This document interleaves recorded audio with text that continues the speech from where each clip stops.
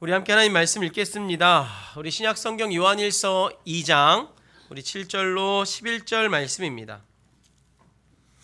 우리 요한일서 2장 우리 7절부터 우리 11절 말씀 함께 읽겠습니다.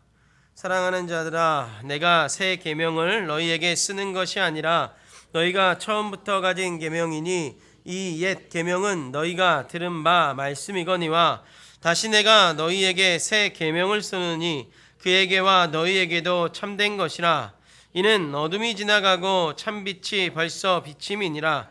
빛 가운데 있다 하면서 그 형제를 미워하는 자는 지금까지 어둠에 있는 자요, 그의 형제를 사랑하는 자는 빛 가운데 거하여 자기 속에 거리낌이 없으나 그의 형제를 미워하는 자는 어둠에 있고 또 어둠을 행하며 갈 곳을 알지 못하나니 이는 그 어둠이 그의 눈을 멀게 하였음이라. 아멘. 할렐루야. 아멘. 우리 옆 사람하고 인사할까요? 사랑하고 축복합니다. 사랑하고 축복합니다. 사랑하고 축복합니다. 네, 우리 이 시간에 이웃을 사랑하고 있습니까? 라는 제목으로 말씀의 은혜를 함께 나눠보고자 합니다. 이웃을 사랑하고 있습니까? 라는 제목입니다. 여러분, 요한복음 4장을 보시면 예수님께서 이제 유대 땅에서 갈릴리로 올라가는 장면을 볼 수가 있습니다. 보통 여러분 유대인들은요, 이 명절이 돼서 갈릴리 땅에 내려와서 명절을 보내고 또 절기를 보내고 볼일을 다 본 다음에 이제 다시 자신이 살던 이 갈릴리로 올라갈 땐 직선으로 올라가지 아니하고 동편으로 가든지 아니면 서편으로 이렇게 돌아서 가든지 이런 두 가지의 길을 보통 선택을 합니다. 이게 돌아가는 길인데도 그런 길들을 선택을 해요. 그 이유는 이 갈릴리 지역과 북쪽의 갈릴리 지역과 남쪽의 그 유대 지역 사이에 이 사마리아라는 지역이 있기 때문입니다. 유대인들에게 사마리아인들은요, 같은 민족이지만 또 다른 민족으로 취급을 하고 있습니다. 그리고 사마리아인들 역시 자신들도 유대인들이 자신들을 옳지 않게 생각을 하고 있기 때문에 사마리아인들도 이 유대인들을 올바른 시선으로 보지 않고 있습니다. 같은 민족으로 여겨졌었죠. 원래는 같은 민족이었죠. 그러나 북이스라엘이 아수르에게 멸망을 당하면서 이제 이주 정책이 펼쳐졌어요. 사마리아 사는 사람들은 외곽으로, 또 외부에 사는 사람들은 사마리아 땅으로, 이렇게 민족이 섞이는 일이 사마리아 땅에 일어났고요. 그리고 민족이 섞이면서 그 자녀들이 태어나기 시작을 했던 거예요. 그러면서 이 유대인들은 자신들은 순수 혈통인데 저 사마리아 땅은 순수 혈통이 아니지, 다른 이방 족속과 혈통이 섞였지, 이주민이 섞였지라고 생각을 했기 때문이었습니다. 그러다 보니까 순수 혈통, 이 전통을 중요시하는 유대인들은 사마리아인들이 달갑지가 않았어요. 그리고 당연히 달갑지가 않으니까 가까이 가지도 않았지요. 가까이 가서도 좋은 이야기를 하지 않았어요. 그러다 보니까 유대인들은 사마리아 땅을 들어가는 것이 부정하다고 여겼고 때론 불편함을 느꼈던 거예요. 왜? 내가 지나가다가 사마리아인들이 나에게 해코지할까 봐. 그래서 동편으로든 아니면 서편으로든 이렇게 돌아서 갈릴리 지역으로 향했었던 거예요.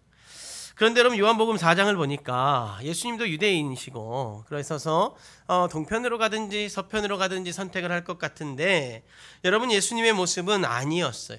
사마리아 땅을 향해서 담대히 올라가고 계셨어요. 그리고 여러분, 사마리아 땅에 들어가서 한참을 걸어가시던 중에 이 수가라 하는 동네에 이르르셨고 거기서 대낮에 물을 들어온 한 여인을 예수님이 만나게 돼요. 여러분, 이 여인이 대낮에 물을 들어 나온 이유는 사람들의 시선을 피하기 위함이었죠. 얼마나 뜨겁겠습니까? 중동 땅이 대낮에 상상할 수 없는 온도잖아요. 요즘에 여러분 쿠웨이트나 뭐 이런 이라크 이쪽의 중동 땅이 대낮에 올해 최고 온도가 52도라고 하더라고요. 상상이 되십니까? 52도? 우리나라 올해 최고 온도가 37도, 8도 뭐 이랬잖아요. 그런데도 어땠어요? 더워. 에어컨을 24시간 틀어야 되는 그런 더위 속에서 여러분 우리가 살아냈잖아요. 근데 여러분 52도의 더위를 가지고 있는 이런 나라들 어떻게 여러분 살겠습니까? 이 더위를 가진 이 나라에 대낮에 한 여인이 물을 길러 나온 거예요. 분명한 이유가 있다는 소리죠. 남들의 시선을 피할 이유가 있다라는 거예요. 이제 이 여인에게 예수님은 다가가고요. 예수님은 이 여인에게 이야기를 하셔요. 물을 좀 달라고, 물 한 바가지 떠서 달라고 요청을 하시면서 이제 대화가 시작이 되어집니다. 그리고 예수님은 이 여인에게 오히려 내가 너에게 영원히 목마르지 않은 물을 주겠노라 라고 말씀을 하시죠. 여러분, 요한복음 4장 우리 14절 말씀 한번 읽어볼까요? 네, 우리 같이 한번 읽겠습니다. 시작. 내가 주는 물을 마시는 자는 영원히 목마르지 아니하리니 내가 주는 물은 그 속에서 영생하도록 솟아나는 샘물이 되리라. 아멘. 여러분, 예수님이 이 여인에게 주신 물은요, 영생과 온전한 믿음을 향해 목말라 있던 이 여인에게 주신 은혜이며 사랑과 같은 물이었어요. 하나님의 은혜였죠. 사랑하는 성도 여러분, 사도 요한은요, 이 요한일서를 시작하면서 우리에게 전한 이 메시지는 아마 예수님이 사마리아 땅에 가셔서 이 여인에게 전한 메시지와 비슷하지 않나라는 생각을 하게 되더라고요. 왜냐하면 사마리아 여인도 메시아를 기다리며 온전한 예배에 대한 갈망이 있었어요. 그리고 그에게 예수가 찾아오므로 빛이 비추어 주므로 여러분, 그의 빛으로 인해서 그는 변화된 삶을 살아가거든요. 한낮에 물을 뜨러 왔던 여인이에요. 그 뜨거운 땡볕에 사람들의 시선이 싫어서, 사람들을 마주하기 싫어서 물을 뜨러 왔던 여인이 여러분, 예수님 만나고 예수님 말씀을 듣게 되고 어떻게 변하는 줄 아십니까? 사람의 시선을 피하던 여인이 오히려 사람을 찾으러 다녀요. 사람을 찾으러 다녀요.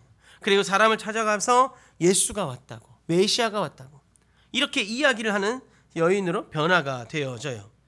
그럼 여러분, 이 여인에게 비추어진 이 예수 그리스도의 빛, 이 예수 그리스도의 사랑이 우리에게는 여러분 어떻게 비추어지고 있나요? 여러분들에게 예수 그리스도의 사랑이 어떻게 비추어지고 있습니까?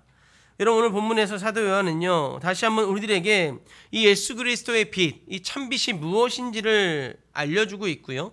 그리고 그 참빛, 예수 그리스도 앞에 서 있는 우리들이 어떤 모습으로 살아야 하는지에 대해서 다시 한번 우리들에게 일러주고 있어요. 먼저 우리는 하나님이 우리에게 비추어주는 빛이 무엇인지를 다시 한번 확인해 볼 필요가 있는데요.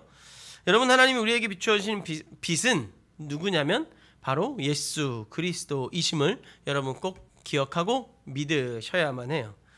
하나님이 우리의 이름을 부르시기 전, 예수님이 우리에게 찾아오시기 전, 여러분, 우리는 어둠 속에 죄 가운데 삶을 살아가고 있었죠. 그 죄를 우리는 스스로 해결할 수도 없고요, 우리는 스스로 그 죄를 지워낼 수도 없었어요. 하나님은 자신의 형상을 닮은 인류가 죄 가운데, 고통 가운데 있는 모습을 바라보시며 안타까워하셨죠. 그리고 하나님 역시 고통스러워하셨어요. 그리고 그 고통을 끝내기 위해 딱 한 번의 고통을 우리 하나님 마주하기로 하셨어요. 자신이 바라보는 그 영원한 고통을 끝내시기 위해서 마지막 한 번의 고통을 본인이 직접 마주하기로 결정하신 거예요. 그 고통은 뭐였냐면 이 땅에 하나밖에 없는 자신의 아들 예수 그리스도를 보내시는 고통이었어요. 사람의 몸을 입고 보내시는 거였어요. 그리고 나서 그 아들을 십자가에 못 박아 죽이시는 것이 하나님의 고통이었고 선택이었고 고통이었어요. 아들이 죽임당하는 고통을 받아야만 하셨죠. 그러나 여러분, 그 고통으로 인해서 이 창조된 인류가 죄에서 해방이 되어질 수 있다면, 그 예수 그리스도의 고통으로 인해서 자신이 창조한 인류를 죄에서 고통 가운데 어둠 속에서 건져낼 수 있다면, 예수님은 이 자신의 아들을 십자가에 못 박은 이 고통쯤은 참아내시겠다고 결단을 하셨던 거예요. 그리고 정말로 결단한 그 모습 그대로 예수님 이 땅에 오셨고요, 우리를 위해서 십자가에 올라가 죽임을 당하셨죠. 즉 여러분, 하나님의 이 고통, 우리를 향한 한없는 사랑은 이 예수 그리스도라는 빛으로, 사랑으로 우리에게 비추어지기 시작을 했던 거예요. 그런데 여러분, 이 놀라운 하나님의 사랑, 이 예수 그리스도의 은혜 앞에 우리는 이 내게 이름을 부르며 찾아오셨던 그 사랑만을, 이 첫사랑만을 기억하며 살아갈 때가 있다라는 거예요. 심지어 여러분, 내가 만난 그 예수님의 그 사랑에 대한 기억마저 흐려져서 기억하지 못할 때가 우리의 삶의 여정엔 종종 있죠. 그러면서 여러분 우리의 모습이 어떻게 변해져 왔습니까? 습관적이고 전통적인 신앙생활을 하며 삶을 살아오게 되었죠. 주일만 되면 그냥 예배 가는 거, 교회 가는 거, 습관적으로 움직이는 우리의 몸, 그리고 이제 교회 오면 습관적으로 기도해야 되는 거, 그리고 교회 오면 또 습관적으로 찬양하고 입을 벌려야 되는 거, 그리고 찬양 시간에 되면 다리가 아픈데도 앉지 못하고 습관적으로 이렇게 짱짱이 딱 서가지고 그냥 버텨보는 거. 이 모든 예배의 생활과 모든 예배의 그 참여의 모두가 습관적이 되어져 가고 있다라는 거죠. 전혀 의미를 담아 놓지 않는 삶을 신앙생활을 하고 있는 거예요. 그리고 그 습관이 어떻게 되어져 버립니까? 전통이 되어져 버리는 거예요. 내가 스스로 만든 전통이 되어져 버리는 거죠. 그리고 나서 그 전통을 지킴으로 인해서 나 신앙생활하고 있어 라고 생각하고 다짐하고 삶을 살아가는 거예요. 여러분, 사도 요한은요 이 부분을 이렇게 이야기를 하고 있더라고요. 우리 7절 말씀인데 그 우리말 성경 혹시 준비가 됐는지요? 우리 7절 말씀 우리말 성경을 보시면 이렇게 쓰여져 있어요. 우리 같이 한번 읽어볼까요? 시작. 사랑하는 여러분, 내가 여러분에게 쓰는 것은 새 계명이 아니라 여러분이 처음부터 갖고 있던 옛 계명입니다. 이 옛 계명은 여러분이 처음부터 들었던 말씀입니다. 네. 여러분, 예수님이 전하는 말씀은 사도 요한이 이 습관적인 이 전통, 나름의 전통적인 신앙생활을 하고 있는 이들에게 이야기하고 있는 거예요. 내가 말하는 이야기는, 내가 너희들에게 쓴 이 편지는 예전부터 있던 그 이야기다. 내가 새롭게 쓰는 게 아니다. 라고 지금 이야기를 하고 있는 거예요. 사도 요한의 이 편지를 받아 읽게 되는 사람은요, 믿음이 있는 자들이에요. 교회 공동체 안에 있는 자들이에요. 꼭 우리와 같은 자들인 거예요. 우리와 같은 자들에게 사도 요한이 이런 편지를 쓰는 거죠. 이 교회 안에 있는 자들인 거예요. 그런데 요한이 이런 자들에게 자신이 전하는 이야기가 새로운 이야기가 아니라고 이야기를 하는 거예요. 사실 원래 있었던 이야기라고 고백을 하고 있는 거예요. 여러분, 그러면 그 원래 있었던 이야기, 그 이야기가 여러분 무슨 이야기일까요? 앞서 말씀드린 하나님이 우리를 위해 자신의 아들을 보내신 그 이야기죠. 그리고 그 아들이 죽으심으로 인해서 우리는 구원을 얻게 되어지고, 구원을 얻은 자는 이 땅 가운데 예수 그리스도의 그 빛으로 인해서, 구원의 은혜로 인해서 빛을 드러내며 삶을 살아가야 하는 자들, 구별되어진 자들, 구별된 삶을 살아가야 하는 자들이라고 일러주고 있는 거예요. 우리가 너무나도 잘 알고 있는 이야기, 이 복음의 이야기를 하고 있는 거죠. 여러분, 이 복음이 우리에게 들려졌고요, 우리는 그 복음 안에서 살아가고 있다는 것을 다시금 기억하라고 말씀을 하고 있는 거예요. 여러분 혹시 기억나십니까? 여러분이 맨 처음에 예수 그리스도를 마주했을 때, 여러분이 예수님을 인격적으로 만나게 되었을 때, 나 예수 믿어야 되는구나, 예수님이 나에게 찾아오셨구나, 예수님이 내 이름을 부르시는구나, 그래서 내가 믿음을 지니게 되었고 구원받은 백성이 되었구나 라고 여러분 판단되어지고 고백되어졌을 때, 그때를 여러분 혹시 기억하십니까? 여러분, 그때 여러분의 신앙의 모습이 어떠했습니까? 기도의 자리만 앉으면 눈물이 흐르지 않았습니까? 예수님 이야기에 예자만 꺼내도 여러분 눈물이 흐르지 않았습니까? 근데 여러분 지금 어떻습니까? 여러분 그때는 십자가만 봐도 눈물이 흐르지 않았냐고요. 근데 여러분 지금 어때요? 십자가, 예수님, 복음, 심지어 교회에 와서 하는 교회 생활, 여러분들에게 얼마나 큰 은혜가 있고 얼마나 큰 감동이 있습니까? 습관적으로 나와서 습관적으로 앉아있고, 그리고 여러분 그 습관이 전통이 되어서 삶을 살아가고 있는 건 아닙니까? 그리고 하나님 앞에는, 하나님 저 예배 드렸어요, 아무 의미가 없는 예배, 그런 예배를 여러분 드리는 건 아닙니까? 어제 여러분 제가 확신반 이 마지막 과를 우리 어른 장년부하고 이렇게 함께 나누면서 이렇게 다양한 이야기를 이렇게 이야기로 교제를 하고, 그리고 또 확신반을 나누면서 어떤 분이 이제 확신반 하면 나중에 이제 마지막 시간에 발표를 시키잖아요. 이 발표를 하는데 어떤 젊은 그 성도님이 울기 시작하는 거예요. 앞에 나가서 발표를 하는데 우셔요. 근데 이분이 이걸 몰라서 두려워서 우는 게 아니라 이렇게 잘 해 나가셨어요. 발표를 이렇게 복음을 잘 전하시다가 이 끊어진 다리에서 십자가를 이렇게 십자가로 연결하는 그 대목이 있잖아요. 기억나십니까? 기억이 안 나는 것 같은데 수진아. 그 끊어진 다리가 십자가로 이렇게 연결되어지는 그런 부분이 있어요. 준이가 맞아? 내 말이?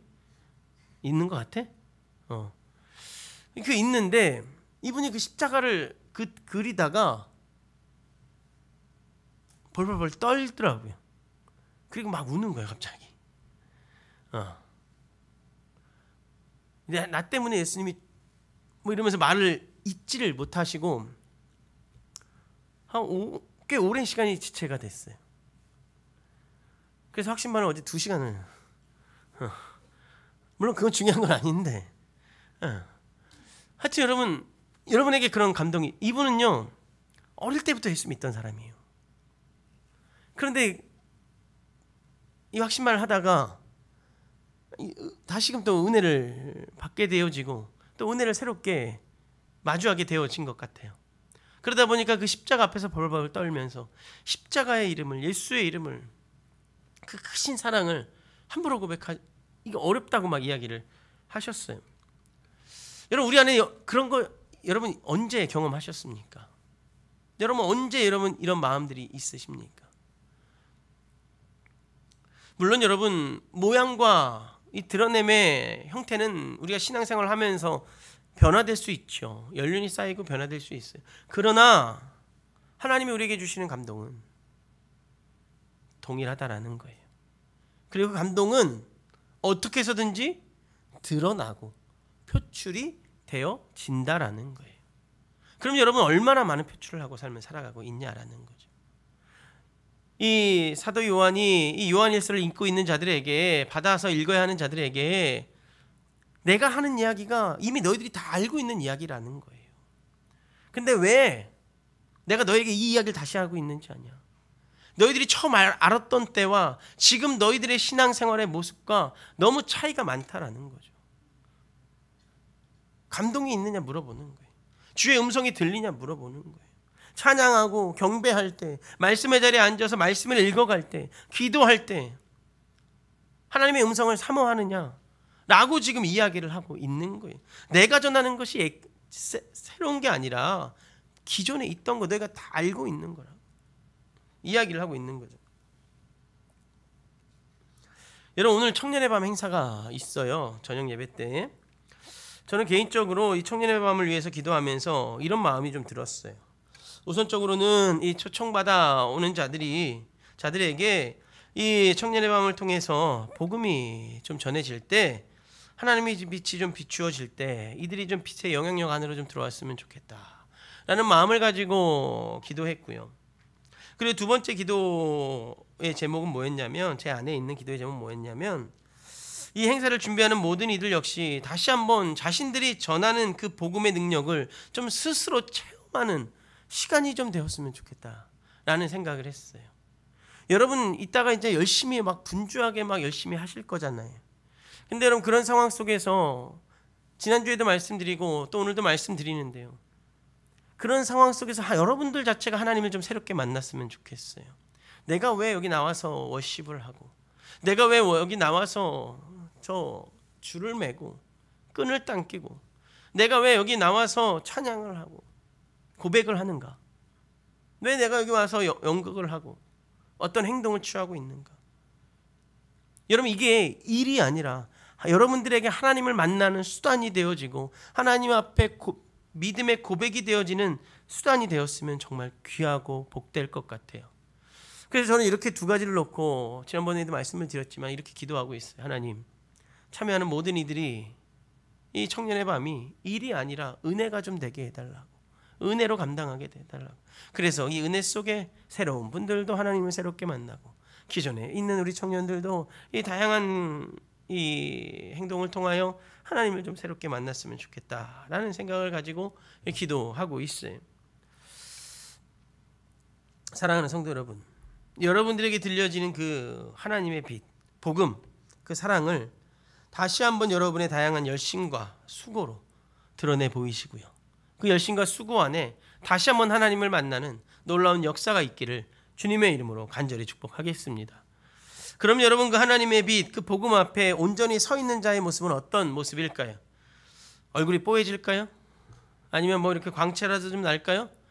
어떤 사람이 이런 이야기를 하더라고요. 목사님 혹시 연예인 보셨나요? 아니, 못 봤는데 연예인 보면요, 정말 요즘에 잘 나가는 그 누군지 이름 기억이 안 나요. 하여튼 연예인 보면요, 뒤에서 광채가 나요. 막 이렇게 아우라가 막 난다라는 거예요. 와, 걔가 천사도 아닌데, 등을 달고 다니는 것도 아닌데 아우라가 나다니 이해할 수 없단다 라고 대답을 하긴 했는데, 하여튼 여러분, 이렇게 어떤 모습이어야만 할까요? 여러분, 오늘 우리가 읽은 9절 10절을요 다시 우리말 성경으로 한번 좀 쉬운 성경으로 읽어봅시다. 같이 읽겠습니다. 시작. 누구든지 빛 가운데 있다고 하면서 자기 형제를 미워하는 사람은 아직 어둠 속에 있는 것입니다.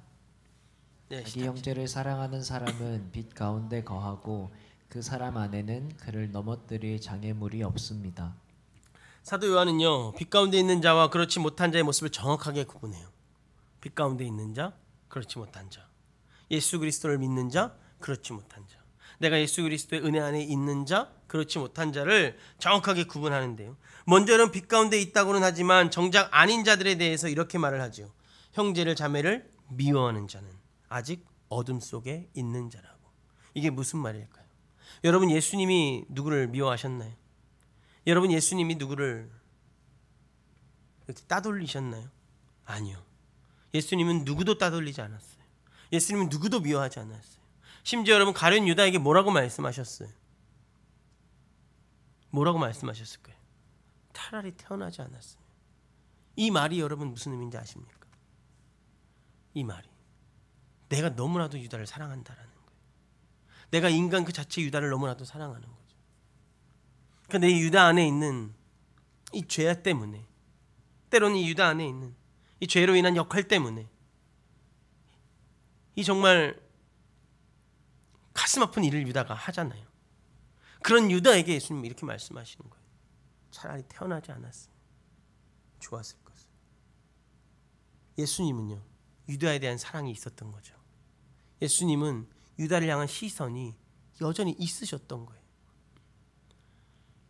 여러분, 예수님은 이처럼 누구를 미워하신 적이 없어요. 자신을 판 유다? 아니요, 미워하지 않았어요. 누구도 미워하지 않았어요. 근데 여러분, 예수님의 빛 가운데 없는 자, 성경 뭐라고 그래요? 형제 자매를 미워하는 자라고 이야기하는 거예요. 형제 자매를 미워하는 자는 아직 어둠 속에 있는 자라, 아직 온전한 믿음을 지니지 않은 자라고 이 이야기를 하고 있는 거예요. 여러분 어떻습니까? 여러분, 사도 요한의 말에 동의하십니까? 여러분의 삶의 여정에 이 말씀을 비추어 봤을 때 여러분은 어느 쪽입니까? 여러분, 미워하시는 분이 있습니까?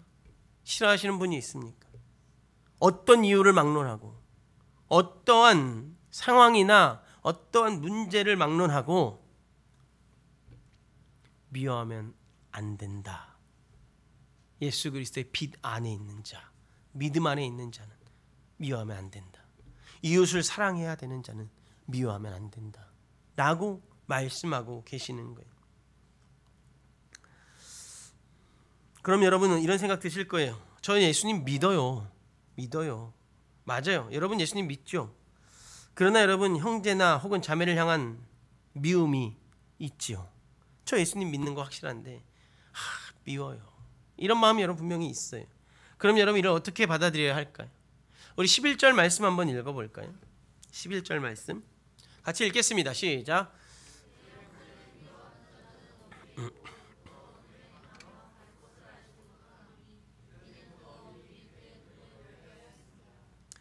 여러분, 우선 사도 요한은요, 미워하는 자가 있다는 것은 내가 어둠에 있는 것이라고 다시금 이야기를 해요.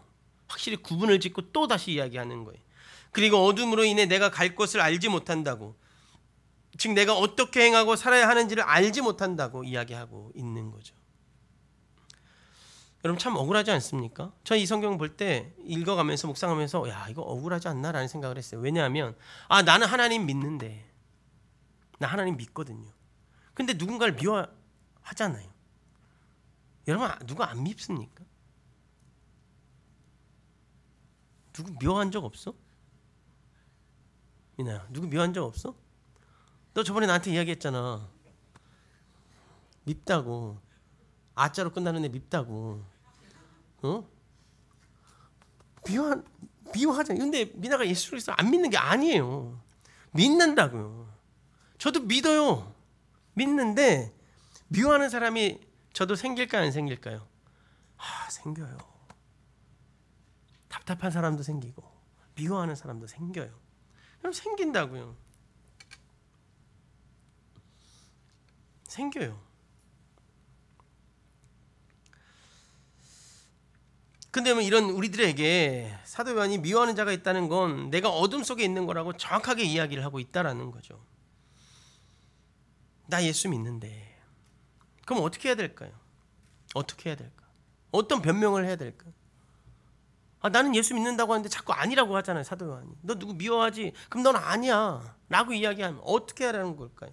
근데 여러분, 마지막 문구에 요한이 그 답을 우리에게 알려줘요. 뭐라고 말하냐면 그 어둠이 그의 눈을 멀게 했다고. 즉 어둠이 누군가를 미워하도록 내가 살아갈 방향을 잃어버리도록 내 눈을 가렸다라고 이야기를 하고 있는 거예요.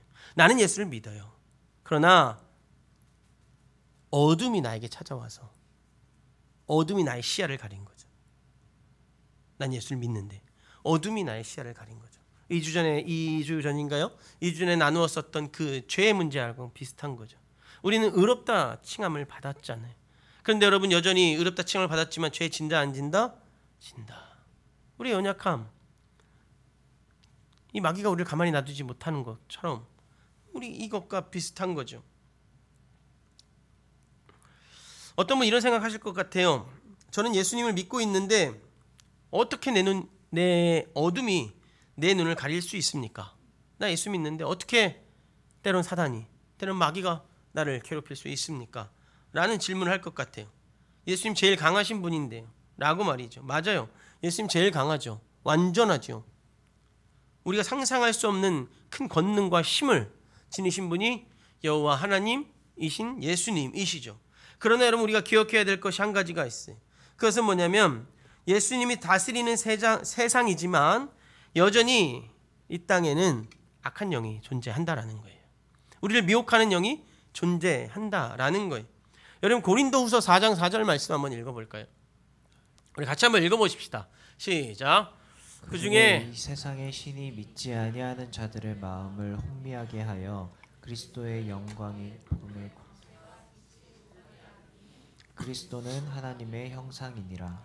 여러분, 아쉽지만 세상에는 악한 영이 있고 이들이 우리의 마음을 혼미하게 한다고 성경은 기록하고 있어요. 그래서 여러분, 우리가 삶의 여정 속에서 방향을 잃어버리게 만들기도 하고요, 우리 눈을 어둡게 만들기도 하죠. 그래서 형제나 자매를 미워하게 만들기도 한다라는 거예요. 그럼 여러분, 어떻게 해야 이 어둠을 이겨낼 수 있을까요? 누군가가 나를 미워해도 혹은 누군가가 미운 짓 하더라도 그 모든 것을 어떻게 해야 이겨낼 수 있을까요? 그 이유는요, 그 방법은 뭐냐면 그 모든 것을 내가 감당할 수는 없겠지만 그럼에도 모든 것을 선으로 감당하라고 우리들에게 일러주고 있어요. 선으로 악을 이겨야 한다라는 거예요. 만약에 여러분 악을 이기기 위해서 자신도 악해지기로 판단하면 어떻게 될까요? 내가 악을 이기기 위해서 내가 더 악해져요. 그럼 그거 이긴 거예요? 여러분, 내 앞에 경윤이가 정말 조용한 친구잖아요. 근데 경윤이가 나랑 이렇게 말다툼하다가 나를 이겨보겠다고 막 소리를 크게 질렀어요. 그러면 제가 경윤이 이기겠다고 더 크게 소리를 지르면 그럼 제가 그게 이긴 거예요? 서로 죄 짓는 거지. 서로 악만 쓴 거 아니에요? 아니라는 거죠. 악을 이길 수 있는 방법은 오직 선이에요. 선의 자리에 있어야만 하는 거예요. 내가 선이 되어야 하는 거예요. 때론 선이 될 때는 억울할 수도 있어요. 내가 때론 선이 될 때는 자존심 상하기도 하고요. 때론 선이 될 때는 괜히 손해보는 것 같아서 속에서는 화가 날 때도 있어요. 그런데 분명한 건 선이 내 안에 있는 악을 이기고요, 그 악을 이겨야 내 눈에 어둠이 씻겨지고 어둠이 씻겨져야 형제나 자매를 향한 미움이 사라지는 거예요. 이 방법을 여러분 알고 계셔야 돼요. 기억하고 계셔야 돼요.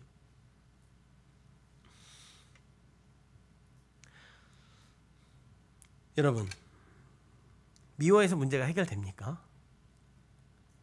나 저 사람 미워. 그럼 문제가 해결돼요? 화를 내면 문제가 해결됩니까? 어떤 분이 이런 말씀을 하시는 걸 제가 옆에서 들은 적이 있어요. 우리나라는 화를 내야 한다고. 좀 화를 내야 좀 잘해준다고. 그런 이야기를 하는 걸 들었어요. 여러분, 화를 내서 잘해준다라고 생각을 한번 해보자고요. 그럼 여러분, 화를 내는 사람의 행동이 선하든가요? 아니요. 화내는 사람한테 잘해주는 이유가 뭔지 아십니까? 죄짓기 싫어서. 그리고 이런 표현은 좀 그런데 치사하고 더러워서. 나 너랑 똑같이 더러운 사람 안 될래. 그리고 그 사람이 선을 표현하는 거예요. 네. 결국은 선이 이기죠. 선이 이기게 되어져 있다라는 거예요.